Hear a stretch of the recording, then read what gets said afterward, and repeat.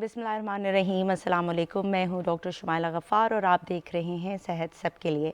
नाज़रीन, नवंबर का जो महीना है वो पूरी दुनिया में ज़ियाबीतस के मरज़ की आगाही के हवाले से मनाया जाता है।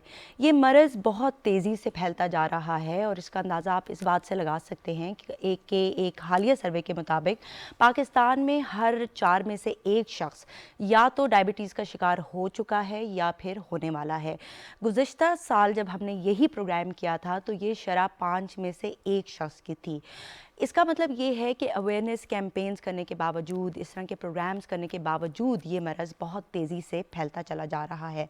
और ज़ियाबीतस का जो मर्ज़ है इसको मदर ऑफ़ ऑल इलनेसेस कहा जाता है, यानी कि ये एक ऐसा मरज़ है जो कि आपके दिल से लेकर आपके जो गुर्दे हैं, आपकी आँखें, आपके नर्व्स, इन सब को आहिस्ता आहिस्ता से डैमेज करता चला जाता है। और यही वजह है कि आज हम इस पर बात करेंगे। हमारे साथ प्रोग्राम में मौजूद हैं major general retired Azhar Mahmood Kiyani साहब, जिनको उनकी खिदमात के नतीजे में हिलाल इम्तियाज़ मिलिट्री से नवाजा गया, RSE को कमांड कर चुके हैं, AFIC को भी कमांड कर चुके हैं और इसके साथ साथ personal physician to president and prime minister of Pakistan की खिदमात भी सर अंजाम दे चुके हैं।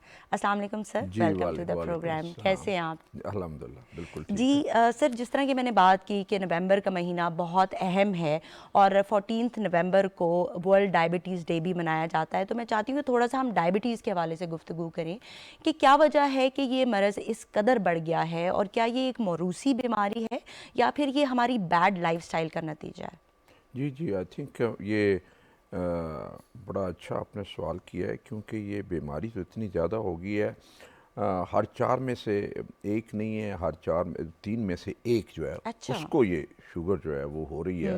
यानी 30% प्लस को जो है वो शुगर है और हर घर में तकरीबन कोई ना कोई शुगर का मरीज़ होगा। ठीक। इसकी वजह 2 हैं। एक तो मौरूसी भी हो सकती है, इनहेरिट कर सकते हैं, और दूसरा ये है कि ये आपकी बेहतियाती की वजह से, गलत खुराक की वजह से, वज़न ज़्यादा होने की वजह से, एक्सरसाइज ना होने की वजह से ये बीमारी बहुत जल्दी हो जाती है। और अब हमारे यहाँ जवान बंदों में ये बीमारी आ गई है। हमारा जो खुराक है उसमें कार्बोहाइड्रेट्स का बहुत ज़्यादा इस्तेमाल है, मीठे का बहुत ज़्यादा इस्तेमाल है, चिकनाई का बहुत ज़्यादा इस्तेमाल है। और जब वज़न बढ़ता है तो बहुत चांसेस होते हैं कि आपको शुगर हो जाएगी।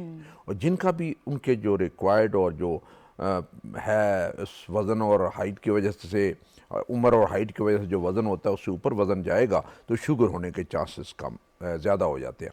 इसमें बड़ा ज़रूरी है कि वज़न को ना बढ़ने दें और एक्सरसाइज को ठीक रखें और अपनी खुराक को ठीक रखें। शुगर जो है हर बीमारी की माँ है। बिल्कुल। इससे जन्म लेती है दिल की बीमारी, इसी से जन्म लेती है फालिज की बीमारी, इसी से आपका अंधापन होता है, इसी से आपके गुर्दे फेल होते हैं और इसी से आपकी टांग की नालियां बंद होती हैं। और उसके अलावा जो न्यूरोपैथी है, जिसमें से आपकी टांगें सुन, पाँव सुन, हाथ सुन, और उसमें से कई दफ़ा आपको पाँव में पड़ी हुई जूती जो वही नहीं महसूस होती कि आपने जूती पहनी हुई है कि नहीं। और कहीं जब आप पैदल चल रहे होते हैं तो कहीं आपको कांटा लग गया, सुई लग गई, शीशा लग गया, ज़ख्म हो गया, आपको पता ही नहीं चलता कि आपको ज़ख्म हो गया, जब तक कि वो इतना बड़ा ज़ख्म बन जाता है कि वो दर्द बन जाता है और डायबिटिक फुट हो जाता है और कई दफ़ा वो पाँव काटना पड़ता है। बिल्कुल। तो इसलिए जो भी शुगर के मरीज़ हैं उन्हें चाहिए कि अपने पाँव को अपने चेहरे से ज़्यादा साफ रखें, बिल्कुल। ताकि उनमें ज़ख्म ना आए और ये गैंग्रीन जैसे हम कहते हैं ज़ख्म हो जाता है वो ना हो। और जब भी आपको शुगर हो और आपको कुछ महसूस हो कि मेरे पाँव सुन होने शुरू हो गए, मुझे नीचे का पाँव, जूता या जुराब आपको महसूस नहीं हो रही, तो फिर रोज़ाना पाँव के नीचे शीशा रख के तो पाँव को देखें कि कहीं ज़ख्म ऐसा तो नहीं है जो आप मिस कर रहे हो और आपको दर्द ही नहीं हो रही, तो उस ज़ख्म को ठीक करने की ज़रूरत है और फिर शुगर को ठीक करने की ज़रूरत है, इससे पहले कि वो ज़ख्म बढ़ के डायबिटिक फुट अल्सर में तब्दील हो जाए और फिर बाद में गैंग्रीन में कन्वर्ट हो जाए और फिर आपको पाँव काटना पड़े। तो शुरू से अगर रुकावट की जाए तो काफ़ी बेहतर होता है। हाँ, जहाँ पे मौरूसी है वहाँ पे आप देखें कि शुरू से ही घर में एहतियात शुरू कर दें, घर में मीठे का इस्तेमाल कम हो, चिकनाई वाली चीज़ों का इस्तेमाल कम हो, मोटापा कम हो। आप रोज़ाना वर्जिश शुरू कर दें, आधा घंटा घंटा चलना शुरू कर दें, अपनी नींद ठीक कर दें और गैर ज़रूरी जो स्ट्रेस है उससे बचने की कोशिश करें, क्योंकि शुगर जो है जब गैर ज़रूरी स्ट्रेस होता है या टेंशन आपको होती है तो उसमें आपकी शुगर का लेवल बढ़ जाता है। अच्छा। और उसको कंट्रोल करने की बहुत ज़्यादा ज़रूरत होती है। और कई दफ़ा सिर्फ टेंशन कंट्रोल करने से, वर्जिश से और खुराक से ही बगैर दवाई की शुगर आपकी ठीक हो जाती है। मेजॉरिटी जो लोग होते हैं उनकी शुगर बॉर्डर लाइन होती है कि जब वो खुराक थोड़ी सी गड़बड़ करते हैं ऊपर चली जाती है, जब वो कंट्रोल करते हैं ठीक होते हैं, जब वो नहीं चलते तो ऊपर चली जाती है, जब पैदल चलते हैं, वर्जिश करते हैं तो वो ठीक हो जाती है। इसी तरह जब नींद पूरी करते हैं और टेंशन नहीं होती तो कंट्रोल में रहती है, जो ही किसी वजह से टेंशन होती है तो ऊपर चली जाती है। इन सारी चीज़ों का बड़ा रोल है। सर, जिस तरह कि आपने कहा कि अगर स्ट्रेस होता है तो शुगर लेवल्स ऊपर चले जाते हैं, बाज़ औक़ात हमने ये भी देखा है कि आफ्टर सर्जरी भी बाज़ लोगों का शुगर लेवल रेज़ हो जाता है, और ये इसी की इंडिकेशन है कि जो स्ट्रेस अगर बॉडी को मिलता है तो उससे आपकी ब्लड शुगर जो है वो इंक्रीज़ हो जाती है। सर, थोड़ा सा ये बताइएगा कि हमने कहा कि जो ये शक्कर की मिकदार जब बढ़ जाती है खून में तो ये बहुत डैमेजिंग है, तो ये दिल को किस तरह से मुतासिर करती है? क्या दिल के पट्टे मुतासिर हो जाते हैं, या आपको हार्ट अटैक आ जाता है, या आपको हार्ट फेलियर हो जाता है? तो दिल किस तरह से डैमेज होता है ज़्यादा शुगर से? देखिए, शुगर का जो है ना, एक तो ये है कि जिनको शुगर होती है उनकी दिल की जो नालियाँ हैं वो वक्त से पहले बंद होना शुरू हो जाती है। अच्छा। जिसे हम एथेरोस्क्लेरोटिक प्रोसेस कहते हैं, एथेरोस्क्लेरोसिस, जिसमें से कोलेस्ट्रॉल का नाली के अंदर जमा होना, फैट का जमा होना, कैल्शियम का जमा होना, इन्फ्लेमेशन, सोजिश का हो जाना, उससे वो प्रोसेस बड़ी जल्दी हो जाता है। और फिर ये नॉर्मली तो होता है कि जो एक आम आदमी है उसको शुगर नहीं होती कि उसकी नाली में एक जगह पे ब्लॉकेज आया, बाकी नाली नामूल होगी। शुगर वाली जो नालियाँ होती हैं वो जगह जगह पे आपकी बीमारी होती है, जिसे हम कहते हैं ना कि जैसे चूहे ने खाया वो नाली को ऐसे साफ होता है। और कई दफ़ा स्टेंट डालने में और बाईपास करने में बड़ी दुश्वारी महसूस होती है कि कहीं पे नॉर्मल नाली आपको नज़र ही नहीं आती जहाँ पे आप बाईपास लगाएं या आप स्टेंट डालें। तो कई दफ़ा अंदर से सर्जन को नाली को अंदर से खुरच के उसकी जगह बनानी पड़ती है, जिसे हम एंडोटेक्टमी कहते हैं, और फिर जाके बाईपास होता है। और कई दफ़ा शुगर वाले मरीजों का बाईपास हो ही नहीं सकता। अच्छा। इनकार कर देता सर्जन जी, मैं कहाँ पे बाईपास लगवाऊँ, ये तो जगह ही कोई नहीं है। इसी तरह उसको स्टेंट भी नहीं डाल सकता। फाइनली उसे दवाइयों पे इंसार करना पड़ता है जब तक दवाइयाँ चल सकती है, और दवाइयों का एक ख़ास रोल है, उस रोल से आगे वो आपको जो है वो आपका इलाज हो नहीं सकता। तो इसलिए बड़ा ज़रूरी है कि अगर आपको शुगर हो भी तो उसको पहले दिन से कंट्रोल करके रखें, और आपकी जो शुगर है HbA1c वो कोशिश ये करें 6.5 से कम या 7 से कम होनी सर, चाहिए। इस पर मज़ीद बात करेंगे। यहाँ पर कॉलर उनको लेते हैं। अस्सलाम वालेकुम, कौन कहाँ से बात कर रहे हैं? मैं रहीला माजिद बोल रही हूँ बहालपुर से। जी, सवाल पूछिएगा। और सवाल ये कि मुझे 5 साल हो गए, मुझे शुगर है। ठीक है। और शुगर की वजह से मेरा अंगूठा पका पड़ा है, तकरीबन 5 साल हो गए हैं। उसमें से पीप आती है और स्मेल होती है। अच्छा। डॉक्टर वगैरह को भी मैंने बताया है, तो उन्होंने कहा कि भाई आप ये भी ऑपरेशन कर देंगे, मगर आपको शुगर है कि फिर भी हो सकता है कि आपका अंगूठा फिर भी खराब हो सकता है, इसलिए मैंने उसको ऑपरेशन नहीं करवाया। अच्छा। डॉक्टर साहब ने कहा मुझे कोई इलाज बता दें ऐसे कि जो मैं कर लूँ। तो आपकी शुगर वगैरह जो है वो कंट्रोल्ड है, और आपकी उम्र क्या है? कंट्रोल रहती है। मेरी उम्र है 22 साल है, मुझे 5 साल हो गए शुगर है। ठीक है। और ये सिर्फ अंगूठा ही आपका मुतासिर है या कहीं और पर आपको अल्सर्स वगैरह हो रहे हैं? अंगूठा ही मुतासिर है। पहले अंगूठे की एक साइड थी मुतासिर, अब 1 साल हो गए जो दूसरी साइड है वो भी पक चुकी है, जिसकी वजह से मेरे 5 साल हो गए मैं जुराबें, शूज वगैरह कुछ नहीं पहन सकती। ठीक है, यानी ये कभी भी हील नहीं होता? थोड़ा सा हील होता है तो दोबारा से जख्म ताज़ा हो जाता है? नहीं, जख्म तो ताज़ा ही ठहरा है, 4 साल हो गए हैं। अच्छा, पीप ठीक है। वगैरह भी है और स्मेल भी होती है, फिर अंगूठे का नाखून वगैरह बड़ी मुश्किल से मैं वजन कितना? ठीक है। काटती हूँ। और वजन कितना है आपका? कोई वॉक वगैरह करती मेरा हैं? 50 किलो होगा। अच्छा, ठीक है। और वॉक वगैरह करती है? खाने में एहतियात करती है? घर में काम करती रहती हूँ, बाहर वगैरह मैं नहीं जाता किसी घर। और शुगर की वजह से मेरे बच्चे भी फोत हो जाते हैं। फिर एक बेटी है मेरी, ठीक और है। 3 बच्चे मेरे वक्त से पहले पैदा होकर फोत जाते हैं। ठीक है। शुगर हाई हो जाती है और बीपी भी हाई हो जाता है। बहुत शुक्रिया कॉल का। ठीक है, आपके सवाल का जवाब लेते हैं। जी सर। जी जी, ये आई थिंक काफ़ी कॉम्प्लिकेशंस हैं इनको। एक टिपिकल शुगर वाला मरीज़ जिसका एक ज़ख़म है और ज़ख़म को 4 साल हो गए हैं, उसमें से पीप निकल रही है, वो ठीक नहीं हो रही। उसमें देखें, जब भी आपका ज़ख़म हो किसी जगह पे, और स्पेशली ये पाँव में होता है, तो उसको सीरियसली लेना चाहिए, और आपने उसका पीछा नहीं छोड़ना जब तक कि वो ज़ख़म ठीक ना हो जाए। एक तो सबसे पहले काम आपने ये करना है कि शुगर को कंट्रोल करना। बिल्कुल।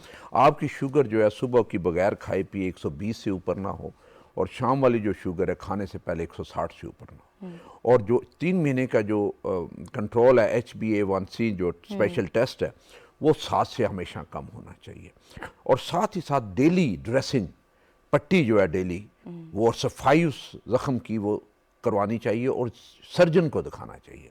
एक वो सर्जन जिसे पता हो कि ये ज़ख़म को अंदर से वो खुरच के उसे साफ़ करता है, डिब्राइडमेंट वगैरह उसे कहते हैं, वो साफ़ करता है। फिर उसने ये भी देखना होता है कि कहीं ये ज़ख़म जो है वो हड्डी में तो नहीं चला गया। जरासीम हड्डी में, जिसे हम ऑस्टियोमाइलिटिस कहते हैं, उससे वो साला साल फिर चलता है, उससे जान छुड़ानी बड़ी मुश्किल हो जाती है और कई दफ़ा उस हड्डी को भी खुरच के साफ़ करना पड़ता है, फिर जाके ज़ख़म हील होता है। लेकिन इसके ऊपर बड़ी मेहनत करनी पड़ती है और ऐसे सर्जन जो स्पेशल सर्जन होते हैं जो कि इस डायबिटिक अल्सर को या ज़ख़म को ठीक करते हैं, उन्हीं से ठीक करवाना चाहिए और एक दफ़ा पट्टी करवा के इंजेक्शन दे के जान नहीं छुड़वा लेनी चाहिए और फिर आप उसके बाद 6 महीने के बाद जाए, जब ज़ख़म जो उसी तरह ही हो, को जब इसे पीप आ रही है, चाहिए कि ये दाखिल हो जाए और दाखिल होकर पहले इनिशियल अपना ट्रीट करवाएं और फिर जो जिस तरीके से वो कहे कि आपने ज़ख़म को कैसे साफ़ करना है, घर में पायोडीन से साफ़ करना है, किस चीज़ से, नॉर्मल सलाइन से साफ़ करना है, वो सर्जन की इंस्ट्रक्शन लेके फिर उस हिसाब से ज़ख़म का ध्यान रखें और जब तक ये खुश्क और हील ना हो जाए वो इसकी जान ना छोड़े। बिल्कुल इसी तरह ही है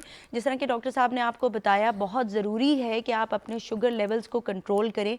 4 साल से जो आपका ज़ख़म ठीक नहीं हो रहा, ये इस बात की इंडिकेशन है कि आपका शुगर कंट्रोल सही नहीं है और अगर आप इसको तवज्जो नहीं देंगी तो खुदा न ख्वास्ता ये गैंग्रीन में तब्दील हो सकता है और बाज़ औक़ात तो टांग काटने की भी नौबत आ जाती है बहुत सारे लोगों में। और यही हमारा मकसद है प्रोग्राम का कि हम लोगों को बताएं कि किस कदर ज़रूरी है अपने शुगर लेवल्स को कंट्रोल करना, क्योंकि ये अंदर ही अंदर आपको खाता चला जाता है। हमारे बहुत सारे लोग बाहर से कहते हैं कि डॉक्टर साहिबा मैं बिल्कुल ठीक हूँ, मुझे कोई मसला नहीं है, लेकिन जब वो डॉक्टर के पास जाते हैं, टेस्ट करवाते हैं तो उनकी विजन भी अफेक्ट हो चुकी होती है और अक्सर मैंने देखा है कि बहुत सारे लोग जो हैं वो किडनी फेलियर की तरफ भी चले जाते हैं।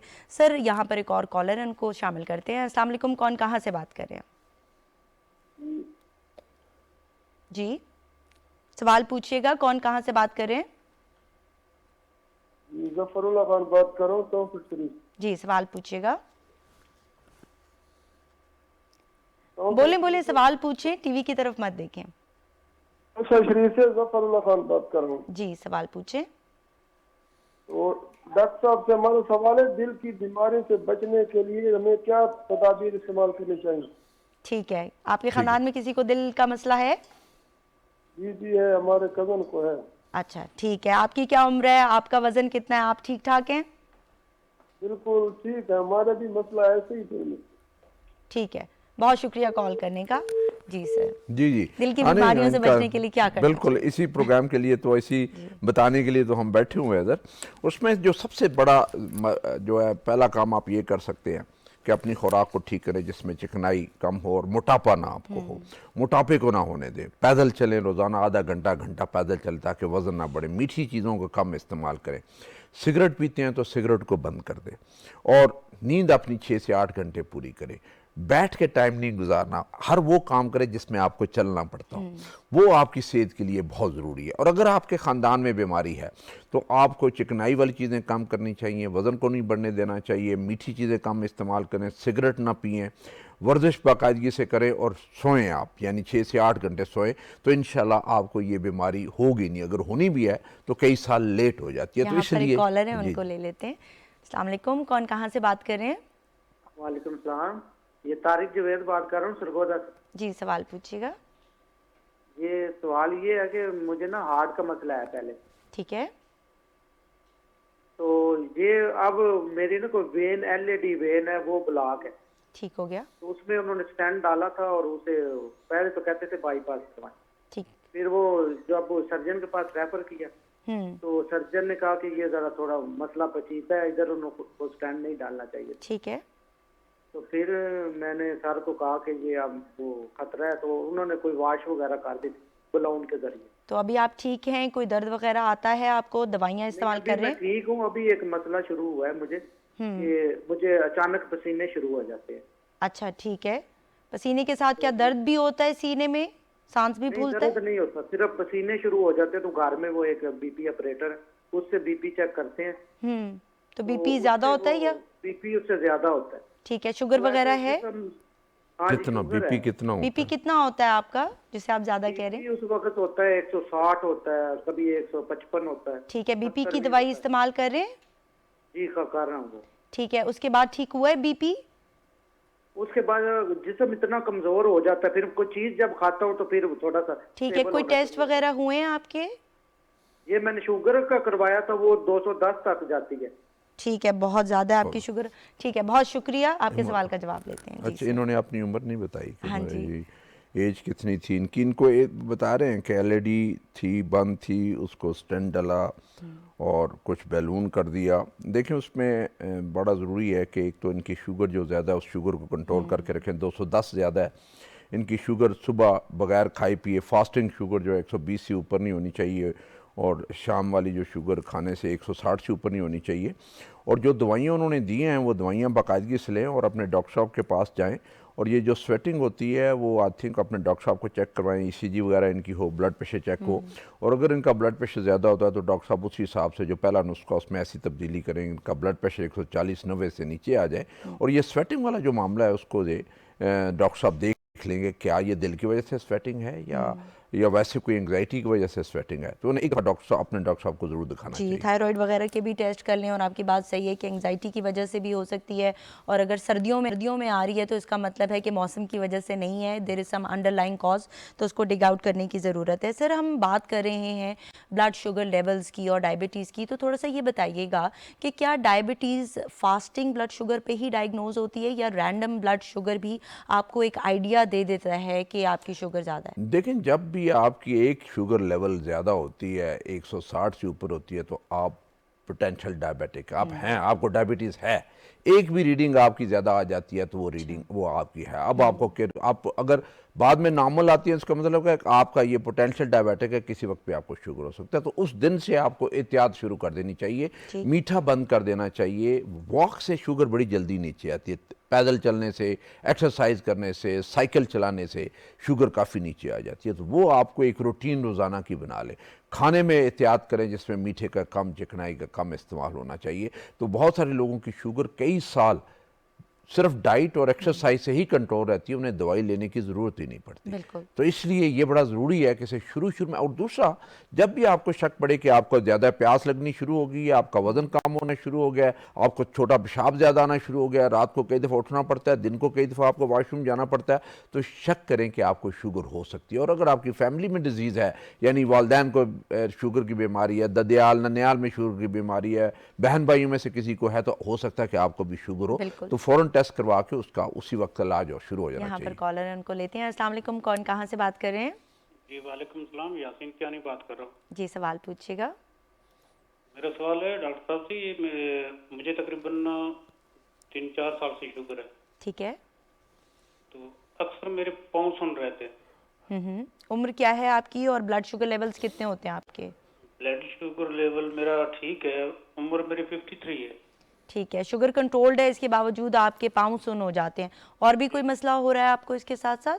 नहीं, इसके साथ और कोई मसला नहीं है। ठीक है, ब्लड प्रेशर वगैरह ठीक है आपका? वो भी ठीक है। HbA1c भी ठीक रहता है? जी जी, सिर्फ ओनली पाँव जो है वो सुन रहते हैं। आपकी ठीक शुगर है। कितनी रहती है? शुगर कितनी रहती है आपकी?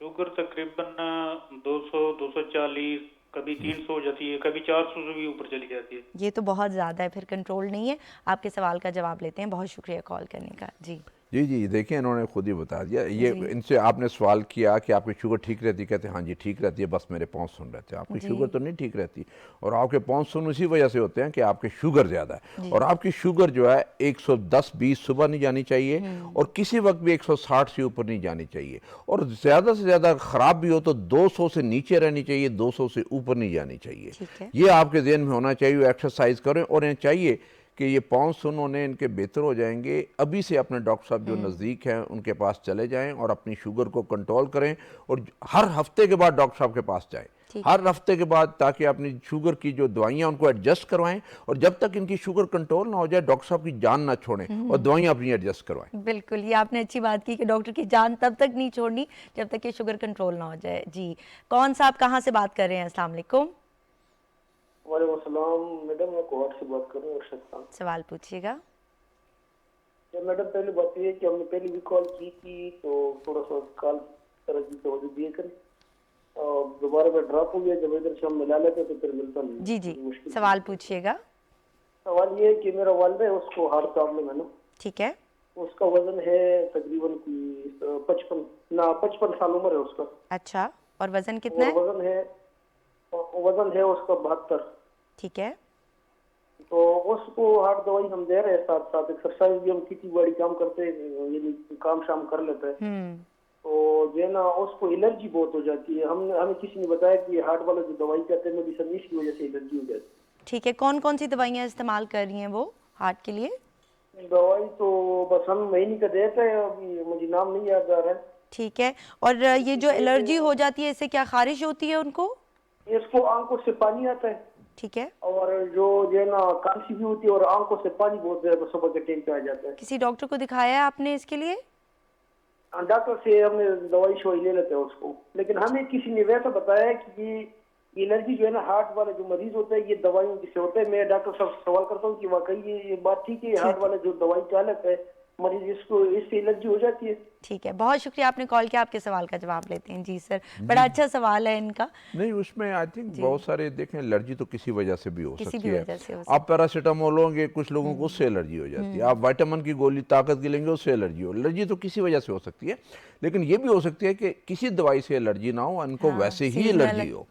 और जिसमें आप मिट्टी से, धुएं से इन्हें एलर्जी हो, कोई चीज़ खाएं उससे जिस्म में खारिश शुरू हो जाए या तफड़ वगैरह निकल आए, ये सारी चीज़ें हो सकती हैं। और ये जो अपनी दवाइयाँ हैं वो अपने डॉक्टर साहब के पास जो ले रही हैं, ये उन्हें दिखाएं। हो सकता है कि एक एक दवाई बंद करने से वो चेक करें कि किसी दवाई से एलर्जी तो नहीं है। अगर वो बंद करेंगे, एलर्जी ख़त्म हो जाती है तो फिर तो ठीक हो जाता है, वरना डॉक्टर साहब को कह के वो एलर्जी की जो दवाइयाँ हैं वो लिखवा लें। हाँ, दवाई इन्होंने नहीं छोड़नी। जब ये मरीज़ों को ये मशवरा है कि जब आपको कोई भी डॉक्टर साहब दवाई लिख के दें और वो दवाई जो है आपको सूट ना करे, तो आप फ़ौरन डॉक्टर साहब के पास जाएं, उस दवाई को तब्दील करवा लें या बदलवा दें, बजाय ये कि आप दवाई बंद करके, टोटल नुस्खा बंद करके फिर आप महीने के बाद एक अटैक के साथ डॉक्टर साहब के पास पहुंचें। बड़ी इंपॉर्टेंट बात ये है कि अगर आपने एलर्जी को ट्रीट करते करते हार्ट अटैक करवा लिया तो ये फिर बहुत गलत बात है। यहाँ पर कॉलर है, उनको लेते हैं। अस्सलाम वालेकुम, कौन कहाँ से बात कर रहे हैं? जी वालेकुम अस्सलाम डॉक्टर साहब, मैं शहजाद बात कर रहा हूँ गुजरात से। जी शहजाद साहब, सवाल पूछिएगा। जी डॉक्टर, मुझे शुगर है 3-4 साल से। मैंने काफी मेडिसिन खाई है, कोई प्रॉपर मुझे आराम जो ना नहीं आया? जी नहीं आ रहा। ठीक है, उम्र क्या है आपकी? खानदान में शुगर है किसी को? जी वालिद साहब को है, वालिद साहब। ठीक है, और शुगर कितनी रहती है आपकी? जी डॉक्टर साहब, मेरी तकरीबन 343-45 रहती है। ठीक है, फिर मैंने चेक किया 200। ठीक है, यानी और दवाइयों दवाई से बाकायदगी कंट्रोल से नहीं है? खाते हैं? दवाई आप बाकायदगी से खाते हैं? जी मैडम, जी बाकायदगी से खाता हूँ। ठीक है, तो आपने डॉक्टर को जाकर बताया कि शुगर कंट्रोल नहीं है, खाने में एहतियात कर रहे हैं कि नहीं? क्योंकि दवाई एडजस्ट करने से आपकी शुगर जो है वो कंट्रोल की जा सकती है, लेकिन अगर आप खाने में एहतियात कर रहे हो, वॉक वगैरह करते हैं आप? जी डॉक्टर साहब, मैंने ना पहले भी डॉक्टर साहब को दोबारा चेक करवाया है, दवाई चेंज की है। गोली पहले विटामिन खा रहा था, फिर बायोजिन खाई है, फिर अब डोलीगेट खा रहा हूँ। ठीक है। जी ठीक है, यानी आपने दवाई चेंज कर ली है, तो खाने में एहतियात कर रहे हैं, वॉक वगैरह करते हैं आप? स्ट्रेस तो नहीं बहुत ज़्यादा लेते? हाँ डॉक्टर साहब, वो तो नहीं है, लेकिन खाने में परहेज है। अगर दिन में 5 दफा मीठी चीज तो मिलती है तो 3 दफा खाता हूँ, 2 दफा सोचता हूँ। ठीक है, मेरा चलें आपके सवाल का जवाब लेते हैं। बहुत शुक्रिया कॉल करने का। जी सर। जी, आई थिंक वो सबसे ज़्यादा जो बड़ी वजह होती है शुगर ना कंट्रोल होने की, एक तो या तो खुराक में आप एहतियात नहीं करते, आप मीठी चीज़ों का इस्तेमाल करते हैं। उसे कहते हैं नहीं मैंने तो थोड़ी सी खाई थी। और इस तरह देखें, चीनी, शक्कर, गुड़, ये सारी चीनी है, ये सारी मिठास, ये सारी आपने बंद करनी है, ये इस्तेमाल नहीं कर सकते। अगर आपको मीठा खाने का है और उसके बगैर गुजारा नहीं है, पहले तो कोशिश करें कि आपको चीनी, शक्कर और गुड़ का इस्तेमाल ना करें। और दूसरा, उसकी जगह उसके बगैर गुजारा हो सकता है ठीक है, वरना आप जो उसकी जगह पे स्वीटनर है, मीठी गोलियां जिन्हें कहते हैं कैंडल या स्प्लेंडा की, वो एक गोली आप इस्तेमाल कर सकते हैं, उसमें डाल सकते हैं। दूसरी वजह होती है दवाई ना खाने से। और आज मैं भूल गया, आज याद नहीं रही, कल मैंने बस सिर्फ शाम वाली में भूल गया था नहीं। पर जो दवाई आपको दी जाती है वो आप वक्त पे खाएंगे तो आपकी शुगर कंट्रोल होगी, वरना ये शुगर कंट्रोल नहीं। और ज़रूरी नहीं है कि जो पहली दवाई लिख के दें उससे आपकी शुगर कंट्रोल हो जाए। आपने उस शुगर की दवाई की खुराक या तो बढ़ानी होती है, और जब मैक्सिमम दवाई पे चली जाती है डोज पे, वो ना कंट्रोल कर रहे हो तो साथ कोई और साथ दवाई शुरू कर देते हैं, बिल्कुल। और फिर भी अगर ना कंट्रोल कर रही हो तो फिर सोचते हैं कि क्या इंसुलिन शुरू करें या दवाई शुरू करें। तो जिस चीज़ से कंट्रोल हो, और आपने भी जो शुगर के मरीज़ हैं उन्हें डॉक्टर साहब, जो भी उनके डॉक्टर साहब है, चाहे उनकी जीपीज़ हैं, उनके जनरल प्रैक्टिशनर्स हैं, या कोई भी हैं या स्पेशलिस्ट है, उनकी जान ना छोड़ें जब तक शुगर सुबह की 120 तक नीचे ना आ जाए और शाम वाली 160 तक हो जाए, फिर डॉक्टर की जान नहीं छोड़नी, ये कंट्रोल है। जब इस लेवल पे आए तो फिर वो डोज जो दवाइयों की और इंसुलिन की ले रहे हैं, वो फिर उसको बाकायदगी से जारी रखें, और अपना परहेज भी जारी रखें, और वॉक भी अपनी जारी रखें, और फिर आपका कंट्रोल हो गया, फिर आप डॉक्टर के पास बेशक 3-6 महीने के बाद आप चले जाएं। जी, बिल्कुल ऐसा ही है। बहुत सारे लोग कहते हैं कि दवाई से शुगर कंट्रोल नहीं हो रही होती, लेकिन जब हम उनका डिटेल उनसे क्वेश्चनिंग करते हैं और एनालिसिस करते हैं तो पता ये चलता है कि वो खाने में एहतियात नहीं कर रहे। जिस तरह के अभी एक कॉलर थे, उन्होंने कहा कि मेरी शुगर कंट्रोल्ड है, और पूछने पर पता चला कि शुगर बहुत ज़्यादा हाई है। तो जो मरीज़ के घर वाले हैं उनका भी बड़ा इंपॉर्टेंट रोल है कि वो मरीज़ को कहें कि आपने ये चीज़ खानी है और ये नहीं खानी। फाइनल मैसेज दे दें सर, ताकि हम प्रोग्राम देखिए, आज आपने वो आज सारी हमारी जो कॉल थी वो शुगर पे गई, और वाला यही सिलसिला है कि शुगर की बीमारी बहुत मूजी बीमारी है, और उसमें जैसे आपने आखिर में कहा कि घर वालों का बड़ा रोल है। घर वाले शुगर वाले मरीज़ के सामने कोई मीठी चीज़ ना खाए, जब उसको खाएंगे तो उसको भी अर्ज होगी कि वो मीठी चीज़ खाए। तो इसलिए घर वालों को चाहिए कि अपने मरीज़ों का ध्यान रखें, टाइम पे उन्हें दवाई दें, मीठे से इस्तेमाल करें, जो उन्हें परहेज़ करवाएं, और रोज़ाना उन्हें कहें जी कि आप आधा घंटा चल के आएँ। ठीक है, बहुत शुक्रिया सर हमें ज्वाइन करने के लिए।